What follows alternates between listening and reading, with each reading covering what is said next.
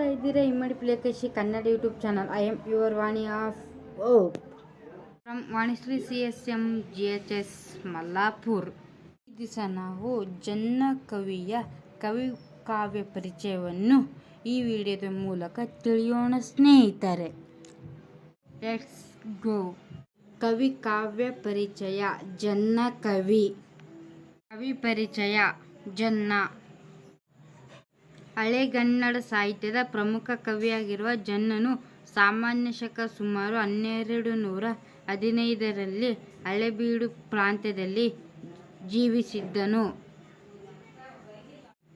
ಈತನು ಹೊಯ್ಸಳರ ದೊರೆ ನರಸಿಂಹ ಬಲ್ಲಾಳನ ಆಸ್ಥಾನದಲ್ಲಿ ದಂಡಾಧಿಪತಿಯೂ ಮಂತ್ರಿಯೂ ಕವಿಯೂ ಆಗಿದ್ದನು.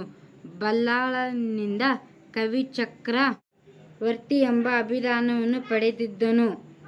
ಜನ್ನ ಕವಿಯು ಯಶೋಧರ ಚರಿತೆ, ಅನಂತನಾಥ ಪುರಾಣ ಮತ್ತು ಅನುಭವ ಮುಕುರ ಎಂಬ ಕಾವ್ಯಗಳನ್ನು ರಚಿಸಿದ್ದಾನೆ.